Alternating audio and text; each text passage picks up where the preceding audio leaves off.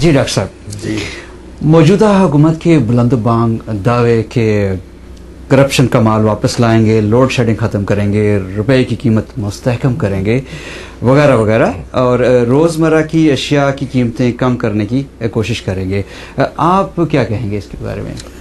میرا خیال ہے یہ صرف دعوے ہی ہیں اور دعوے ہی کرتے رہیں گے جی تاکہ لوگوں کو ذرا انتظار رہے, تسلی رہے.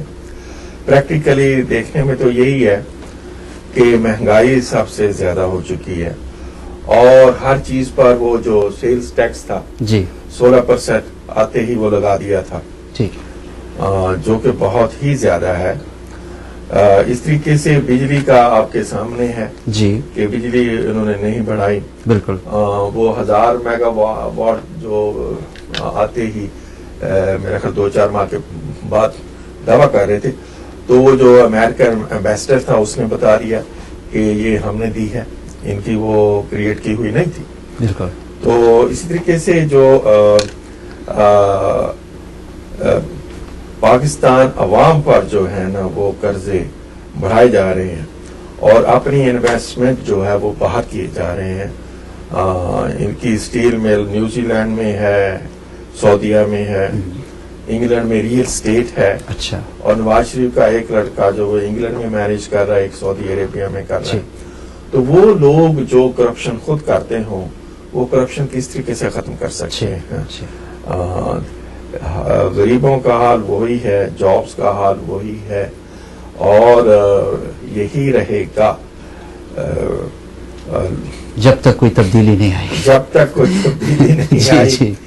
اسی کی ٹرائی علامہ طاہر القادری صاحب کر رہے ہیں جی, اور میرا خیال ہے یہی حل ہے. ٹھیک ہے, اور دیر یا بے دیر یہی جو ہے وہ کرپشن کو ختم کرے گا. ٹھیک ہے. اور جو لوگ کرپشن کر کے آئے ہوں, جو عمران خان جو مظاہرہ کر رہا ہے وہ کرپشن کے خلاف کر رہا ہے کہ الیکشن جو ہے وہ اسٹیل کر کے آئے ہیں. جی, رات ہی وہ بتا رہا تھا کہ حامد خان جو ہے اس نے عدالتوں کی وہ دستک دی کہ بھئی وہ شناختی کارڈ کے ذریعے جو ہے وہ ری کاؤنٹنگ کی جائے. تو اس کے حلقے سے 325 بیگز جو ہیں جی کلیکٹ ہوئے, چونکہ اتنے پولنگ اسٹیشن تھے, اور اس میں انہوں نے بتایا کہ غالباً 100 بیگز بند تھے, باقی کھلے ہوئے تھے جب ری کاؤنٹنگ ہوئی. ٹھیک ہے. اور 70,000 میں کاؤنٹنگ میں سے 6 یا 7,000 جو ووٹ ہیں ان کی شناخت ہو سکی, باقی کی شناخت نہیں ہو سکی. ٹھیک ہے. تو اسی طریقے سے more and less every where جو بھی ہے وہ کرپشن ہی کرپشن ہے. اب وہ نادرا کا جو ہے طارق چیئرمین تھا, اسے اسی لیے فارغ کر دیا کہ وہ شناختی کارڈ کے ذریعے کاؤنٹنگ کے لیے وہ ریڈی تھا. تو اس جگہ جو یہ گورنمنٹ ہر جگہ جو حربے کر رہی ہے, تو یہ کرپشن تو کر کے آئے ہیں. اسمبلیوں میں کرپشن والے بیٹھے ہیں, وہ ٹیکس دینے والے بیٹھے ہیں, انہوں نے ٹیکس نہیں دیے, انہوں نے لون نہیں دیے, تو یہ کرپشن کیسے ختم کریں گے؟ یہ تو ایک بڑے وہ سیولائزڈ چور یا ڈاکو ہیں, تو اس سے ان چوروں سے ڈاکوں سے کیسے تو کر سکتے ہیں کہ یہ کرپشن کو ختم کر دیں گے؟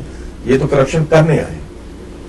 جی یہ تو کرپشن کرنے آئے ہیں. جی ارشد خان صاحب, ایک سوال یہ کہ آپ کس بنیاد پر کہتے ہیں کہ لوگ پاکستان عوامی تحریک کے لیے باہر نکلیں گے, جبکہ پچھلے الیکشنز میں پاکستان عوامی تحریک اور P T I Pakistan Tehreek Insaf وہ رزلٹ یا وہ نتائج نہیں دے سکے جن کی عوام توقع کر رہی تھی؟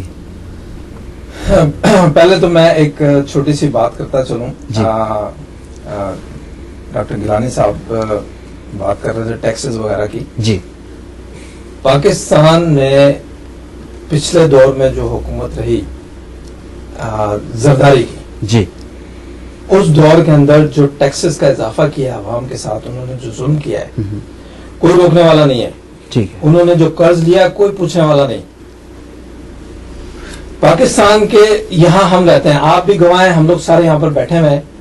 کیا آپ مجھے بتائیں گے یا یہاں جتنے بھی ناظرین اس پروگرام کو دیکھ رہے ہیں کوئی یہ بتائے گا کہ پاکستان یہاں امریکہ سے پاکستان جانے والی کال کے اوپر ٹیکس کیوں نہیں جا رہا ہے؟ آپ کو جو یہاں سے جو کال جہاں سے کی جاتی ہے ٹیکس وہاں وصول کیا جاتا ہے. جی بالکل. پاکستان آپ کال کر رہے ہیں تو آپ سے ٹیکس لیا جا رہا ہے. یہ کون سا ٹیکس ہے؟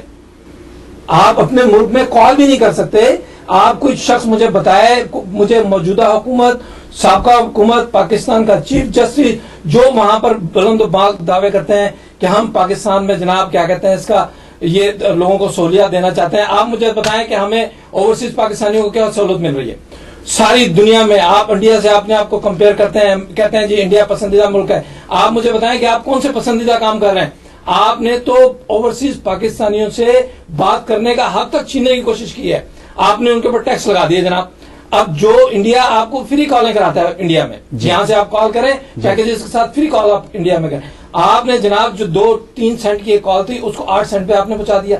آپ نے یہ کون سا ٹیکس ہے؟ صحیح. اسٹاک مارکیٹ میں دیکھیں, میں کیونکہ اسٹاک مارکیٹ میں کام کرتا ہوں, اسٹاک مارکیٹ کا مجھے پتا ہے.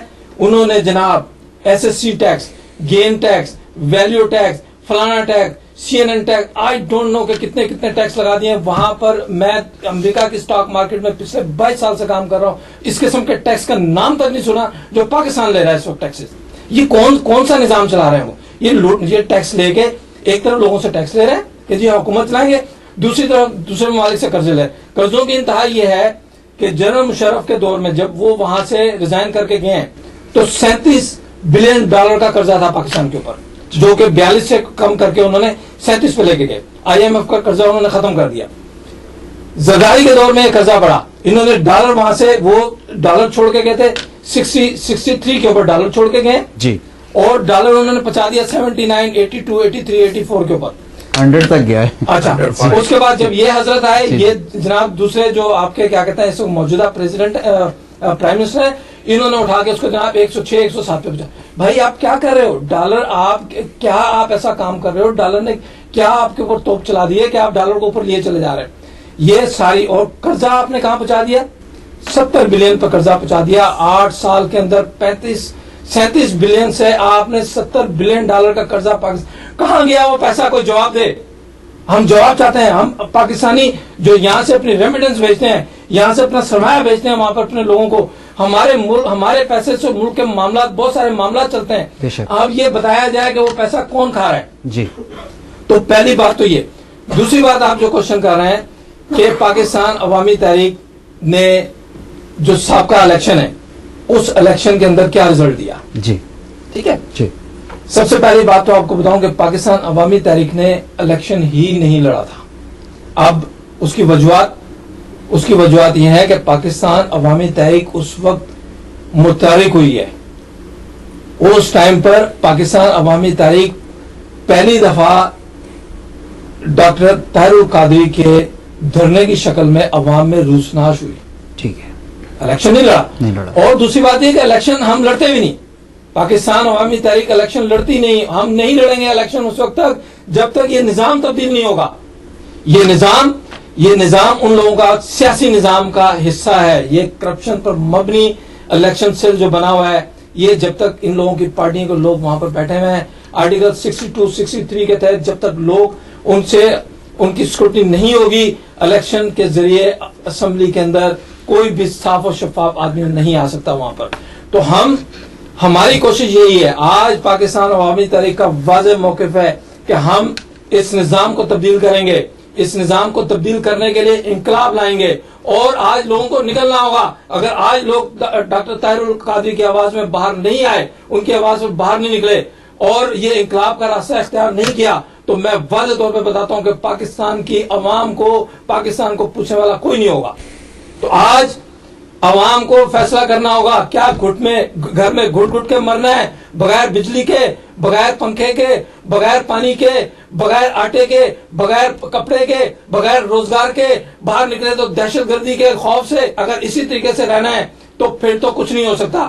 اگر اس طریقے سے مرنا ہے تو پھر کوئی کچھ نہیں کر سکتا. لیکن آج ڈاکٹر طاہر القادری نے آواز لگائی ہے تو لوگوں کو آنا ہوگا, اور اگر لوگ آئیں گے تو اس نظام کو सही और हकीकी मायनों पर एक जमहूरी मुल्क बना के, और फिर ये सारी चीजें, आटा भी, बिजली भी, पानी भी, जो भी जरूरियात जिंदगी है वो लोगों को मुहैया की जाएगी। क्योंकि आइन के आर्टिकल जो वाज़ेह तौर पे गिनवाने की जरूरत नहीं है, जिनमें बेसिक बुनियादी जो हक है पाकिस्तान के अवाम का, वो ये है कि रियासत उनको रोजगार फराहम करेगी, रियासत उनको कपड़ा देगी, रियासत उनको खाने पीने की चीजें देगी, मकान देगी।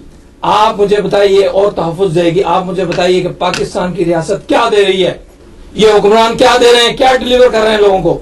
तो आज वक्त आ गया है कि पाकिस्तान अवामी तहरीक के इस एजेंडे के नीचे, इंकलाब के साए के नीचे आकर इस मुल्क के निज़ाम को बदलने के लिए लोगों को घर से निकलना होगा। और ये मेरा पैगाम है पाकिस्तानी अवाम को, जहां भी बैठे हैं आप इस जहाद में हिस्सा लें। जो लोग वहां पर नहीं जा सकते वो जहां बैठे हैं वहां से अपना हिस्सा डालें, उन लोगों की मदद करें जो इंकलाब के लिए बाहर निकल रहे हैं, उन लोगों के उनके ऊपर सरमायाकारी करें, उनको फंड्स दें, उनको पैसे दें, उनकी क्या कहते हैं हिम्मत अफजाई करें, किसी तरीके से उनकी मदद करें, ताकि वो इस इंकलाब को अपनी मंजिल मकसूद तक पहुंचाए और पाकिस्तान के अवाम को इन चोर, उचक्के और लुटेरे डाकों से एक दफा निजात दिलाकर सही मायनों में पाकिस्तान को जमहूरी मुल्क बनाया जाए। बिल्कुल। नाजरीन, अरशद खान साहब कह रहे हैं कि पाकिस्तान अवामी तहरीक उस वक्त तक इलेक्शन में हिस्सा नहीं लेगी जब तक निज़ाम नहीं बदलता, और इस निज़ाम को बदलने के लिए इस वक्त 11 मई को ये तहरीक दोबारा अवाम को कॉल कर रही है कि आप हमारे साथ शामिल हों और इसके लिए मिल के कोशिश करें, जद्दोजहद करें। लेते हैं एक छोटी सी ब्रेक के बाद मिलते हैं।